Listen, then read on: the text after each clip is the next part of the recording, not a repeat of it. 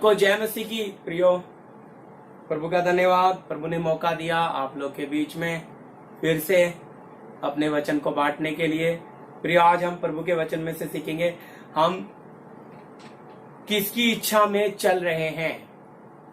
हम किसकी इच्छा में चल रहे हैं। प्रियो, ये आज हम प्रभु के वचन से अपने आप को जांच कर देखेंगे, अपने जीवन को जांच के देखेंगे, क्या हम प्रभु की मर्जी या इच्छा में चल रहे हैं या अपनी इच्छा और अपनी मर्जी में चल रहे हैं। और ये वचन के अनुसार, और ये वचन प्रियो आप लोगों के लिए आत्मिक उन्नति का कारण हो। मैं प्रभु का धन्यवाद देता हूँ कि जो वचन प्रभु ने आपके लिए, आप सबके लिए प्रभु ने मुझे दिया है। वचन है इफिसियों की पत्री 5 अध्याय 17 वचन। प्रियो, ये हमारे लिए आत्मिक उन्नति का कारण हो। और हम प्रार्थना के साथ, मेरी ये विनती है कि आप इस विषय को प्रार्थना के साथ सुने प्रियो, और बहुत ध्यान के साथ, क्योंकि ये वचन आप सबके आत्मिक विकास या आत्मिक उन्नति के लिए है। और मैं धन्यवाद देता हूँ जो भाई बहन यूट्यूब माध्यम से भी सुन रहे हैं, उनके लिए भी ये वचन आशीष का कारण होगा, आत्मिक उन्नति का कारण हो। तो प्रियो, आइए हम वचन निकाल लेते हैं। इफिसियों की पत्री मेरे साथ आप लोग भी निकाल लीजिए, 5 अध्याय का 17 वचन। जी पढ़िए। इस कारण निर्बुद्धि न हो, पर ध्यान से समझो कि प्रभु की इच्छा क्या है। हालेलुया। यहाँ लिखा, इस कारण निर्बुद्धि ना हो, पर ध्यान से समझो कि प्रभु की इच्छा क्या है। आइए प्रियो प्रार्थना करते हैं। धन्यवाद प्रेमी पिता, सर्वशक्तिमान प्रभु यीशु मसीह, मैं इस मौके के लिए धन्यवाद देता हूं। प्रभु, आपके चरणों में हमें आपका जीवित वचन बांटने के लिए मौका दिया है। जो भाई बहन सुन रहे हैं, हर एक के लिए ये वचन आत्मिक उन्नति का कारण हो। प्रार्थना यीशु मसीह के नाम से, आमीन। हालेलुया। जी प्रियो, हाँ पढ़िए। इस कारण निर्बुद्धि न हो, निर्बुद्धि ना हो, पर ध्यान से समझो, पर ध्यान से समझो कि प्रभु की इच्छा क्या है। हालेलुया। प्रियो देखो, प्रभु यीशु मसीह में हम जो आ गए हैं, हम जो इस जीवते परमेश्वर के पास आ गए हैं प्रियो, इसलिए हम ध्यान से समझें। यहाँ वचन में लिखा है, इफिसियों की कलीसिया को पौलुस स्पष्ट बता रहा है कि टाइटल है ज्योति की संतान बनो। तो उसके लिए एक चेतावनी प्रियो हमारे लिए कि इस कारण निर्बुद्धि ना हो, निर्बुद्धि ना हो, पर ध्यान से समझो कि प्रभु की इच्छा क्या है।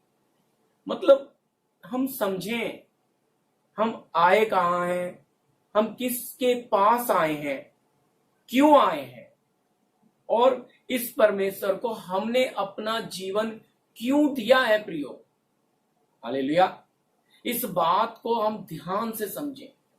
अगर ये बात हमें समझ आएगी तभी प्रियो हमारे लिए परमेश्वर का वचन जो है ये आत्मिक उन्नति का कारण बनेगा। प्रभु का वचन, जैसा मैं कई बार आप लोग को बोलता हूं कि हमारे लिए आईना है। ये हमारा जीवन, हमारा व्यक्तित्व या हम कैसे हैं वो इस वचन में दिखाता है। हम प्रभु के पास आ गए हैं, हम प्रभु का वचन भी सुन रहे हैं, प्रार्थना भी कर रहे हैं, हो सकता है बहुतों ने बपतिस्मा भी ले लिया है, हम सब कुछ, हम बहुत पुराने भी हो गए हैं। लेकिन प्रियो, यहां जो बात है वो हमें समझनी है। पर ध्यान से समझो कि प्रभु की इच्छा क्या है। हमें ये बात समझ आनी कि प्रभु की इच्छा हमारे जीवन में क्या है। क्यों प्रभु ने हमें चुना, क्यों अंधकार से निकालकर अपनी अनंत ज्योति में लेकर आया, क्यों हमें प्रकाशन में लेके आया, क्यों हमारा रचेता या हमारा उद्धारकर्ता हमें मिल गया है। तो इसके साथ मिल जाने के बाद भी हम कैसी चाल चल रहे हैं, हम कैसा जीवन जी रहे हैं। इसलिए लिखा कि इस कारण निर्बुद्धि ना हो, यानी कि हमें ये पता होना चाहिए कि हम चल क्या रहे हैं, हमारा जीवन क्या है, हमारे विचार क्या है, हमारा लक्ष्य क्या है, हमारी दौड़ क्या है। हम किसको प्राप्त करने के लिए दौड़ रहे हैं। देखिए संसार को प्रियो आप देखिए, संसार तो संसार के पीछे जा रहा है और संसार के व्यवहार हर चीज बदलती जा रही है दिन प्रतिदिन।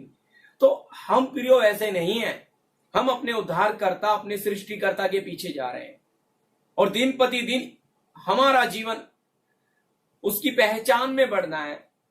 लेकिन जब हम अपनी ही इच्छा में या अपनी ही मर्जी में चलना शुरू कर देते हैं तो क्या सही है हमारा जीवन? अपनी मर्जी में या अपनी इच्छा में चलना ठीक है? इसके लिए आप बहुत अच्छा वचन हम पढ़ेंगे, पहला पतरस 1:14। आपने हम पुराने थोड़े पतरस हमारा ध्यान देखिए किस तरफ मोड़ रहा है। मेरे साथ आप लोग प्रियो निकाल सकते हो, पहला पतरस उसका 1:14 वचन जी। आज्ञाकारी बालकों के समान अपनी अज्ञानता के समय की पुरानी अभिलाषाओं के सदृश न बनो। हालेलुया, कितना स्पष्ट प्रियो पतरस हमारा ध्यान किधर वापिस पिछले जीवन की तरफ लेकर जा रहा है? कलीसिया को ये बात क्लियर बोल रहा है कि आज्ञाकारी बालकों के समान अपनी अनाज्ञा अज्ञानता के समय की पुरानी अभिलाषा के सदृश ना बनो।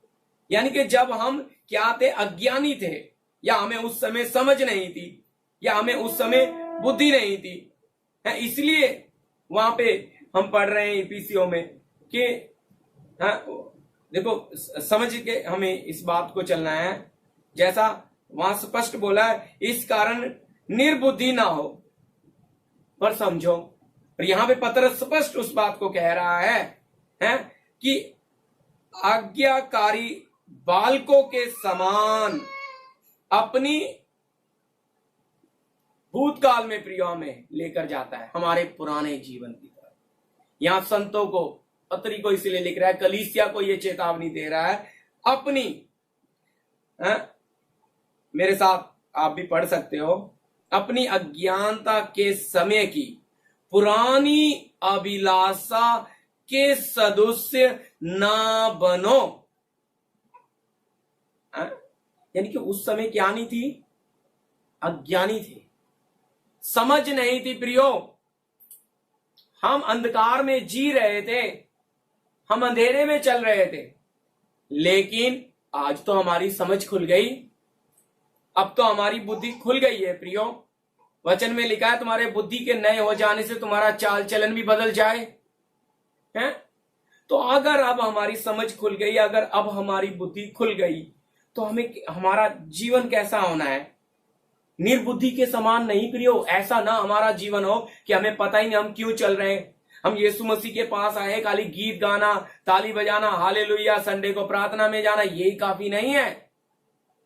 हमें इस जीवन में प्रियो, अनंत जीवन में हमें पूरी तरह से उतरना है, पूरी तरह से उसे अपना बनाना है। तो अगर जीवन को आपने इस परमेश्वर को अपना बनाना है तो दिन प्रतिदिन अंश अंश करके आपके जीवनों में तब्दीलियां, बदलाहट होते रहना है? इसलिए निर्बुद्धि लोगों को उनको कोई नहीं। और यहां पतरस जो बात को बोल रहा है कि पुरानी अभिलाषा, हालेलुया, बात समझना प्रियो, पुरानी क्या, पुरानी अभिलाषा के सदस्य ना बनो। प्रभु में आने के बाद, ज्योति में हम आ जाने के बाद प्रियो, फिर से हमारे जीवनों में वही पुराना स्वभाव प्रकट हो जाता है, वही हमारी आदतें हैं, वही पुराना नेचर हमारा, वही बातें, वही बोलने से। यहां अगर हम अपने आप को ध्यान से देखेंगे, शायद जब हम अज्ञानी थे, जब हम अपने परमेश्वर को नहीं जानते थे, जब हम प्रभु को नहीं ग्रहण किए थे, तो हमारा जीवन कैसा भी हो प्रियो। लेकिन हमने जब प्रभु को ग्रहण किया, पानी में जाके पाप को दफनाया है और प्रभु में नई सृष्टि में हमने प्रवेश किया, तो हमारा जीवन अब कैसा होना है प्रियो। इस आईने में आप जांच कर, पहली सदी की कलीसियाओं में इन बातों पर ध्यान दिया जाता था। इसलिए पुरानी अभिलाषा के सदस्य ना बनो। तो प्रियो, हम किस अभिलाषा में चल रहे हैं? पुरानी अभिलाषाओं में क्या था? अपनी इच्छाएं थी, अपनी मनमर्जी थी, अपनी खुशी थी। आज भी प्रभु यीशु मसीह में आ जाने के बाद बहुत लोग गुप्त तरीके से, चुपके से दूसरों को दिखाते हैं, अपने लिए नहीं, लेकिन फिर भी वो अपनी इच्छा को पूरी करना चाहते हैं, अपनी अभिलाषाओं को पूरी करना चाहते हैं। और अगर ना हो तो उनका मुंह फूल जाता है, उनके अंदर निराशा आ जाती है। उन्हें थोड़ा सा अगर बोल दें तो सोच में पड़ जाते हैं, ये कैसे? हम तो ऐसा तुरंत ही रंग बदल लेते हैं। प्रियो, रंग बदलने का कारण क्यों है? क्योंकि अभिलाषा पड़ी है अंदर। जब एक इंसान अपने अंदर अभिलाषा रखकर चलता है तो उसका परमेश्वर के साथ पवित्रताई का जीवन में नहीं प्रवेश करता हो। आगे मैं इस वचन को लूंगा गहराई से।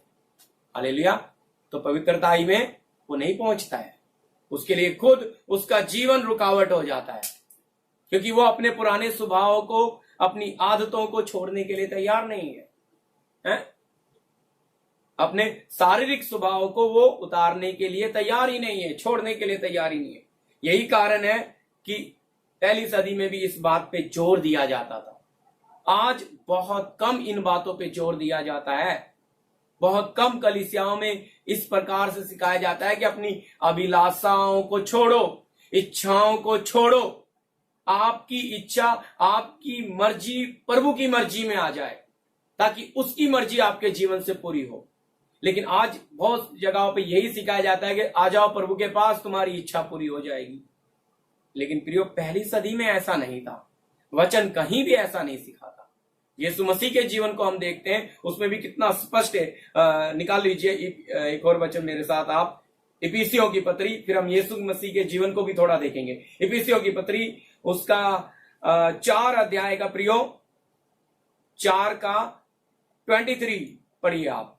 और अपने मन के आत्मिक स्वभाव में नए बनते जाओ। हालेलुया।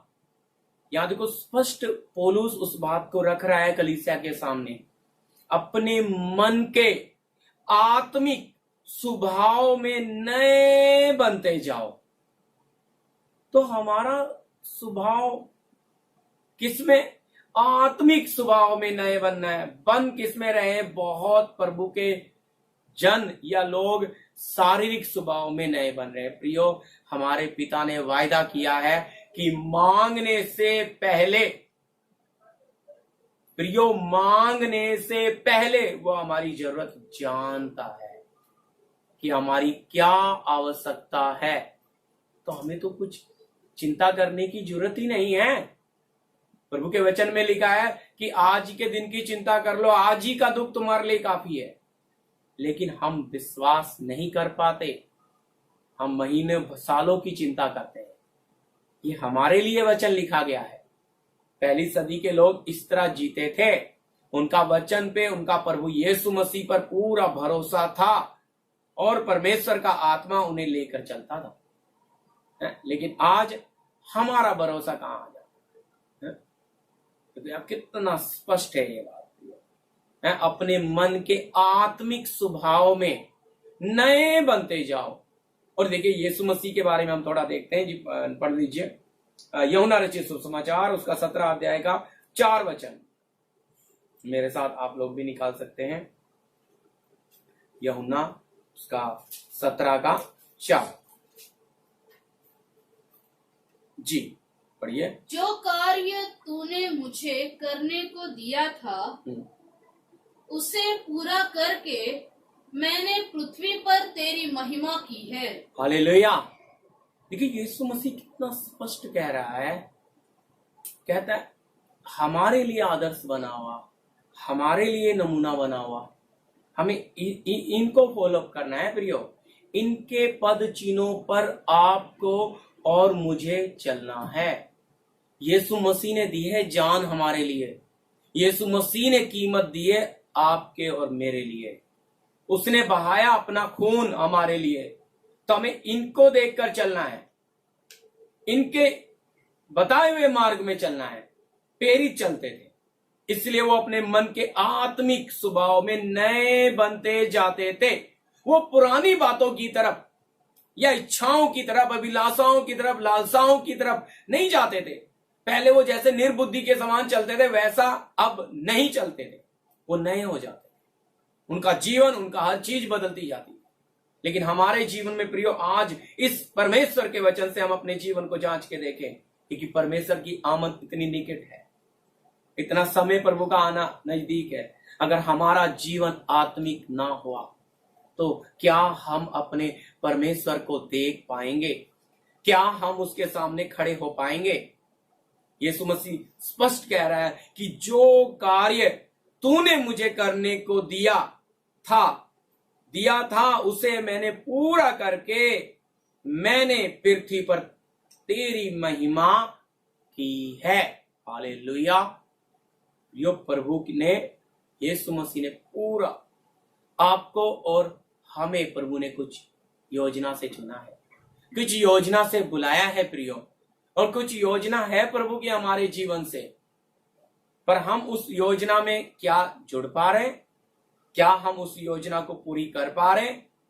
पर वो योजना ना पूरा होने का कारण है प्रियो हमारी इच्छाएं, हमारी अभिलाषाएं, हमारी लालसाएं, हमारी मनमर्जी। इसे हम नहीं छोड़ते। इसे हम ना छोड़ने के कारण परमेश्वर का काम जो हमारे जीवन से पूरा होना है वो नहीं हो पाता है। कारण हम स्वयं है प्रियो, स्वयं। इसलिए अपने आप को हम जांच कर देखें। देखिए यीशु कितना घटा। पढ़िए लुका रचित शुभ समाचार, मेरे साथ आप लोग भी निकाल सकते हैं, उसका 3 अध्याय का प्रियो आप पढ़ लीजिए 21-22। लुका 3 का 21 और 22। जब सब लोगों ने बपतिस्मा लिया और यीशु भी बपतिस्मा लेकर प्रार्थना कर रहा था जी, तो आकाश खुल गया। हालेलुया जी। और पवित्र आत्मा शारीरिक रूप में कबूतर के समान, पवित्र आत्मा शारीरिक रूप में कबूतर के समान उस पर उतरा और यह आकाशवाणी हुई, यह आकाशवाणी हुई, तू मेरा प्रिय पुत्र है, तू मेरा प्रिय पुत्र है, मैं तुझसे प्रसन्न हूँ। हालेलुया। यीशु मसीह के जीवन से कौन प्रसन्न हो गया? पिता। कैसे पिता की इच्छा को उसने अच्छी तरह समझना। यूहन्ना बपतिस्मा देने वाला या यूहन्ना बपतिस्मा दाता के सामने यीशु मसीह अपनी सृष्टि के सामने उसके नीचे आए। बहुत बड़ी बात है, बहुत गंभीर बात इसमें छिपी है। अगर आपको समझ आए, हम नहीं झुकते, हम अधीन नहीं होते, हमारे अंदर आज्ञाकारिता नहीं आती। कितना वफादार है। यूहन्ना बपतिस्मा देने वाले के हाथ के नीचे आ गया।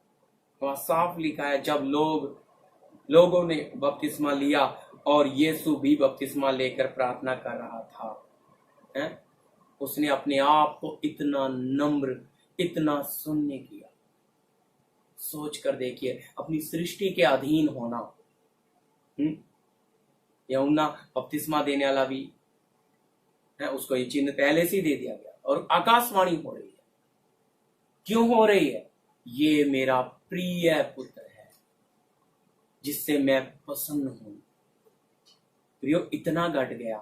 आज हम अपने जीवन को प्रियो इस वचन से तुलना कर देखें, जांच कर देखें। हम अपनी इच्छाओं के कारण घट नहीं पा रहे, हम नम्र नहीं हो पा रहे।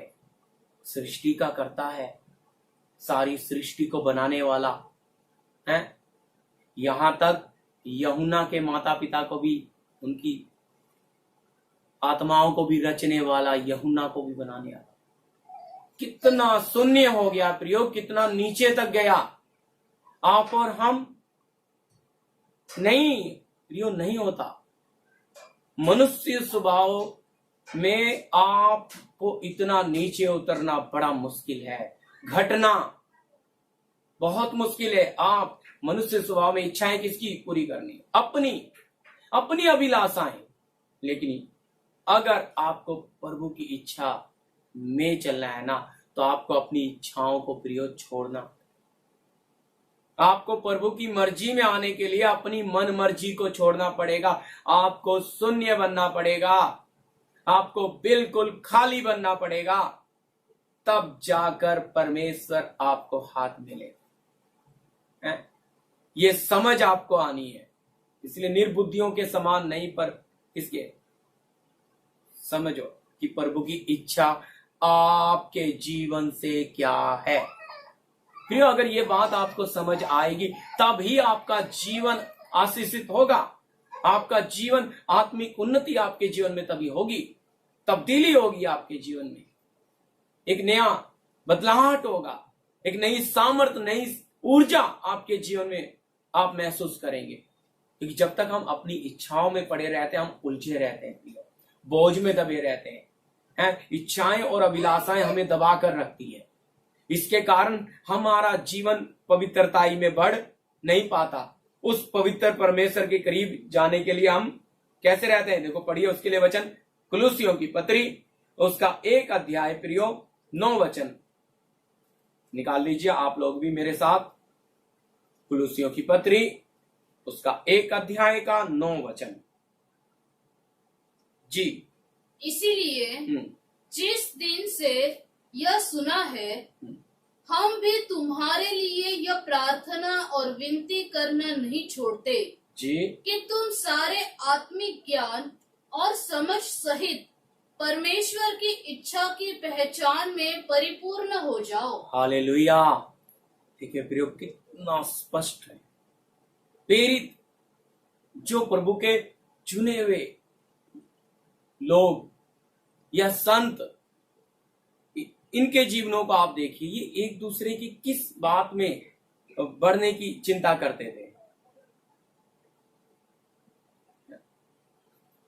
जब इनको पता लगा कि प्रभु का वचन किस प्रकार से ग्रहण कर रहे हैं, मान रहे हैं, तो वो आनंद से और प्रेम से भरकर क्या बात कर रहे हैं? इसीलिए जिस दिन से यह सुना है, हम भी तुम्हारे लिए यह प्रार्थना और विनती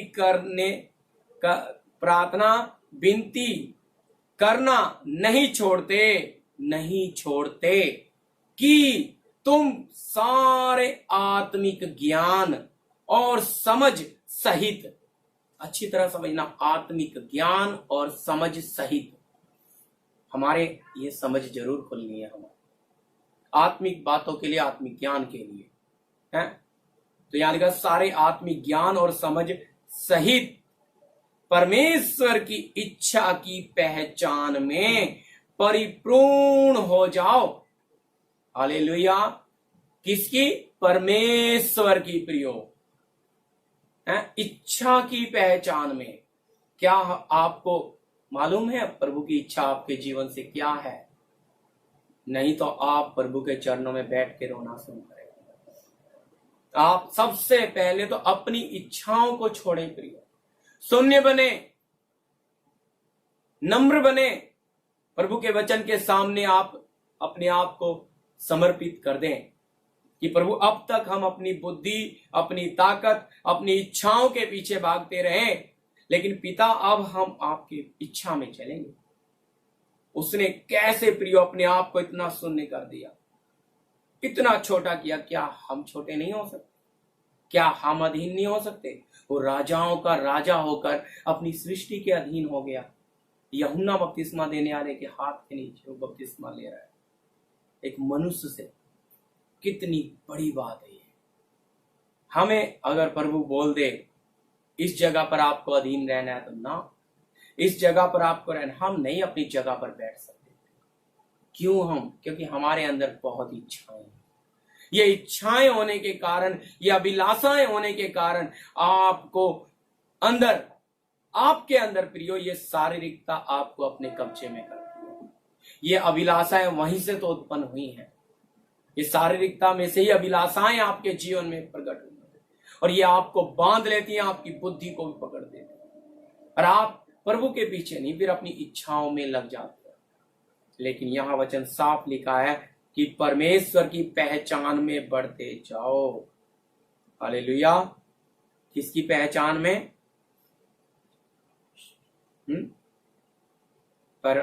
परमेश्वर की इच्छा की। हालेलुया। तो दो बातें हैं, 10 पढ़ लीजिए, क्लियर कर लेंगे जी।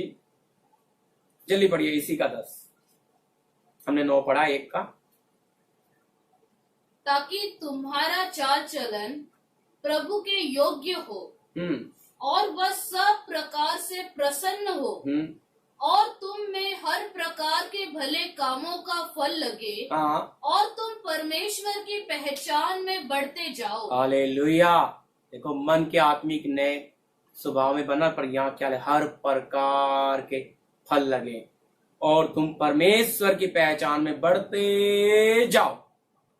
तो परमेश्वर की पहचान में बढ़ते जाना है। उससे ऊपर हमने पढ़ा परमेश्वर की इच्छा की पहचान में परिपूर्ण होना है।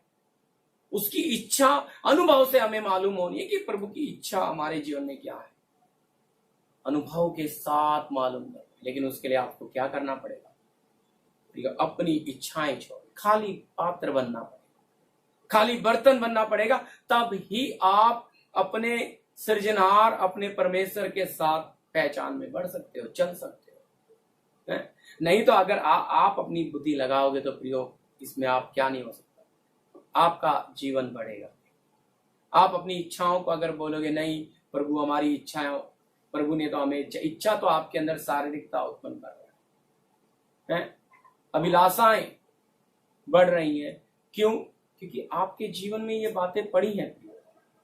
लेकिन आप अपने आत्मिक नए, या मैंने जैसा आपको पहला वचन पढ़ाया इससे पहले, कि मन के आत्मिक स्वभाव में नए बनते जाए, तब आपका ध्यान इधर आएगा।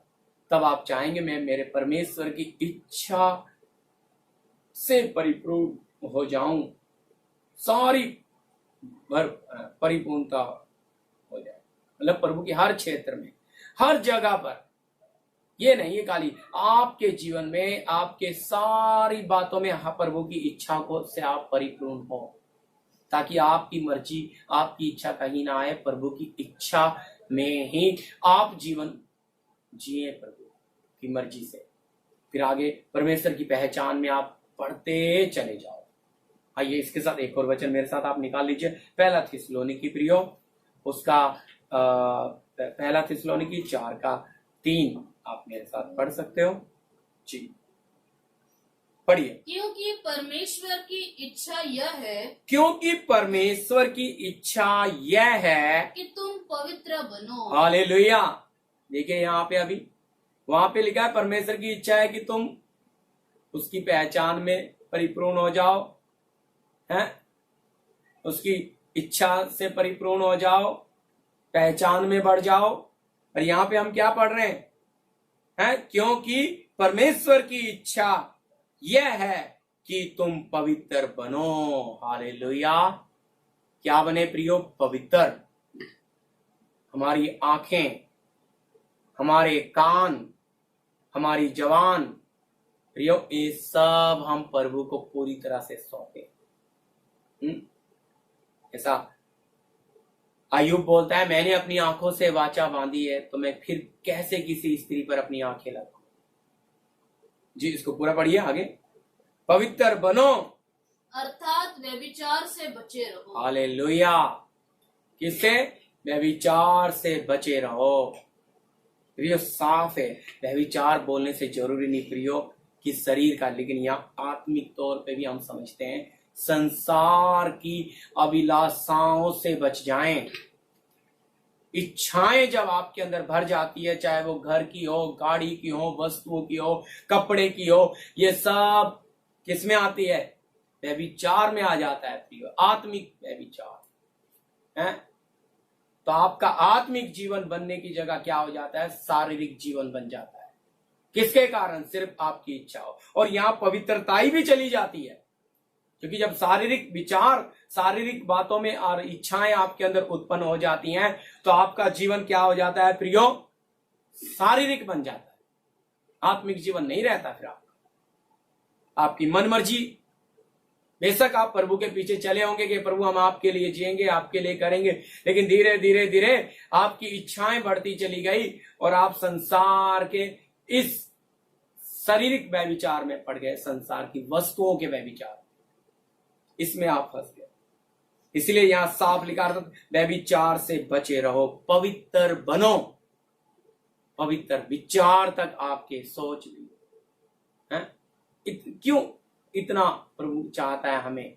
क्योंकि उस पवित्र परमेश्वर के सामने हमें और आपको खड़े होना है। इसीलिए मैंने आपको पहले भी पढ़ाया था, फिर से एक बार हम वचन पढ़ लेंगे। पहला पतरस इसके साथ उसका 1:14 हमने पढ़ा था, 15 और 16, लेकिन फिर भी एक बार हम रिपीट करके जाएंगे। 14, 15 और 16, 14 को भी रिपीट करेंगे। हाँ, पहला पतरस आप मेरे साथ निकाल सकते हो प्रियो।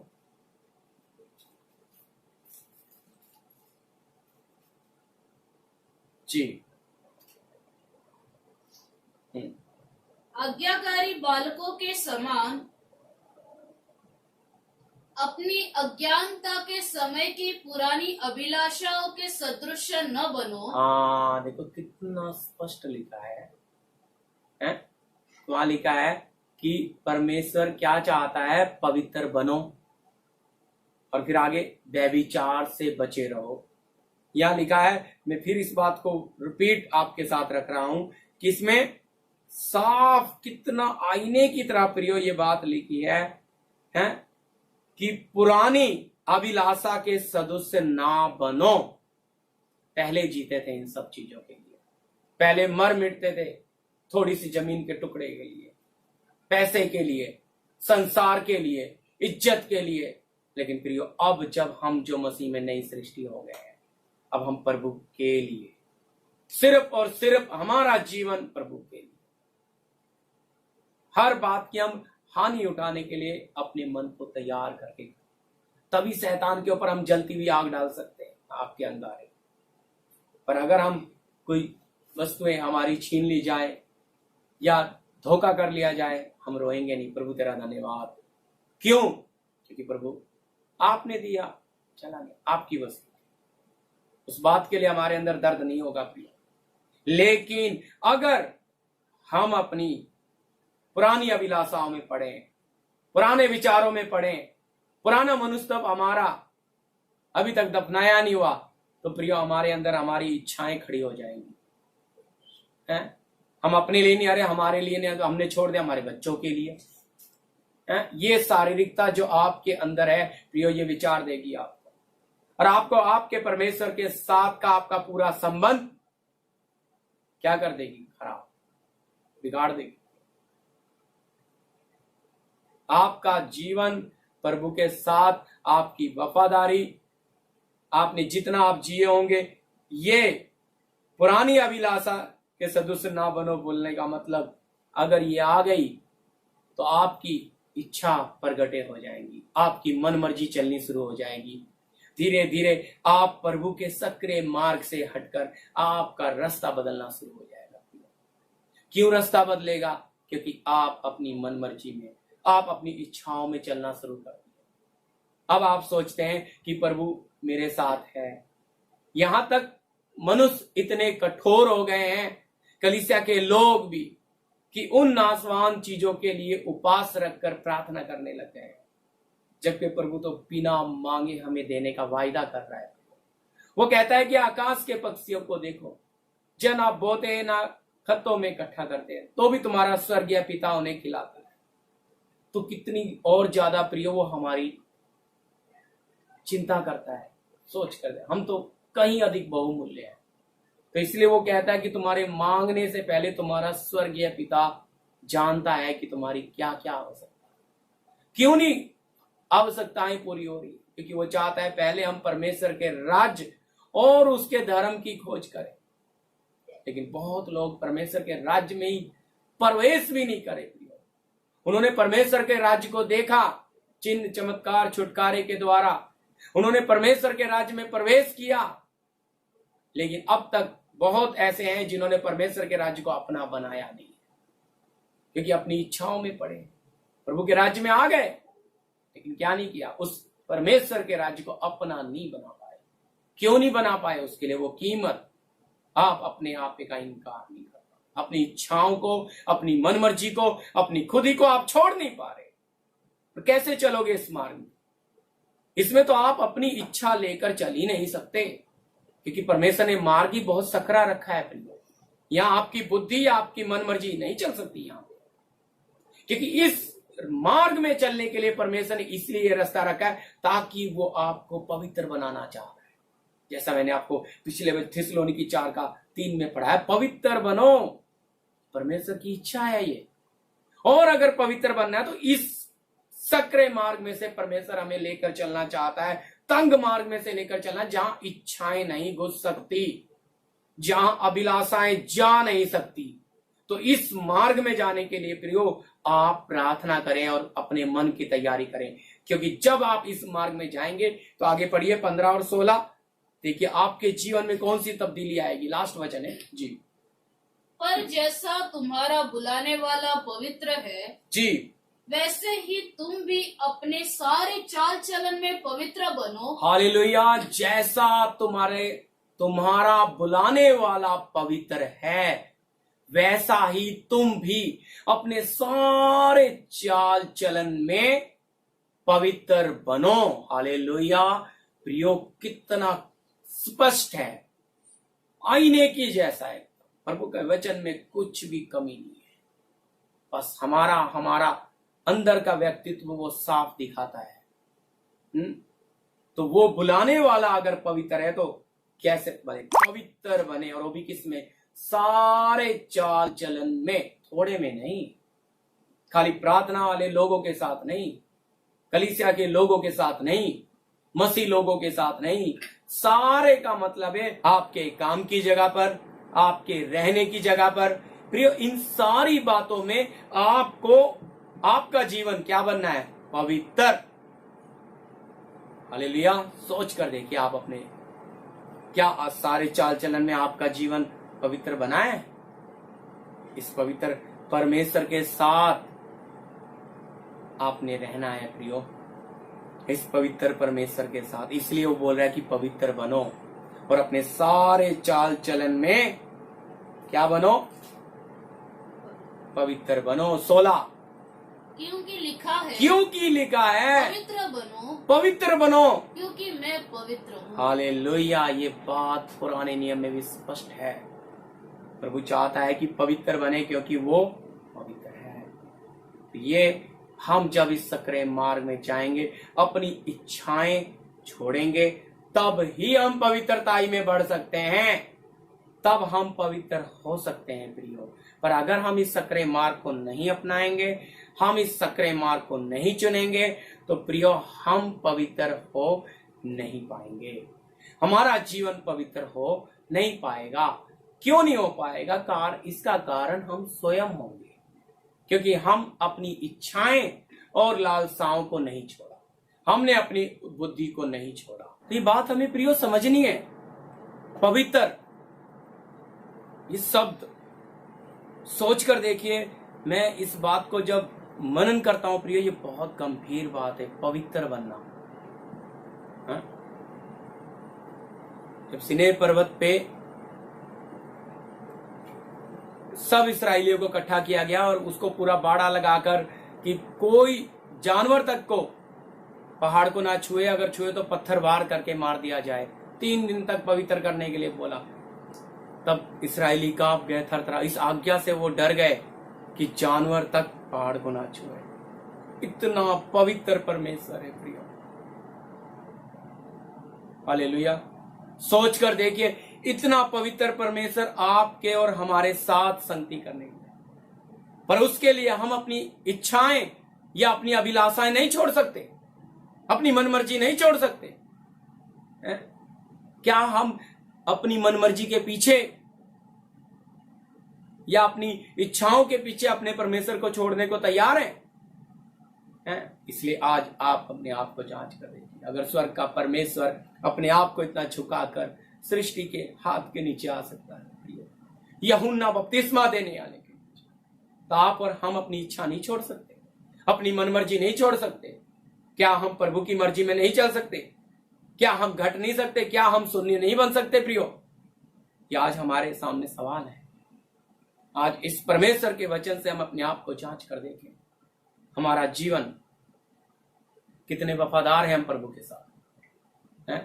क्या इसलिए पवित्र बनना? क्या सारे चाल चलन में हम पवित्र हैं? क्या हमारे उठने बैठने में, हर चीज में, हमारे नजरिए में, हमारे देखने में, सुनने में, सब में हम पवित्र हैं? इसलिए प्रिय, ये आज का वचन हम सबके लिए आशीष का कारण हो, आत्मिक उन्नति का कारण हो। मैं प्रार्थना करता हूं, प्रभु का धन्यवाद, प्रभु ने ये विषय हमें दिया ताकि हमारे लिए ये वचन आशीष का कारण हो, कलीसिया के सब भाई बहनों के लिए, हमारे लिए भी, मेरे लिए भी प्रिय, और आप लोग जो यूट्यूब के माध्यम से प्रिय सुन रहे हैं उन सब के लिए भी मैं प्रभु का धन्यवाद देता हूं कि वचनों के द्वारा प्रभु ने आप लोगों से बातें की। आइए प्रार्थना करेंगे। अगर इसमें किसी का कोई सवाल है तो प्रिय आप कमेंट में आप मुझे लिखकर भेज सकते। आइए प्रार्थना। धन्यवाद प्रेमी पिता स्वर्गीय प्रभु यीशु मसीह, हम इस मौके के लिए, इस सौभाग्य के लिए धन्यवाद देते हैं प्रभु। आपके जीवित वचन के द्वारा आपने हम एक एक से बातें की पिता। ये वचन हर एक के लिए आत्मिक उन्नति और आशीष का कारण। सारी महिमा और आदर हम आपको देते हैं। प्रार्थना यीशु मसीह के नाम से, आमीन आमीन। सबको जय मसीह की प्रिय, जय मसीह।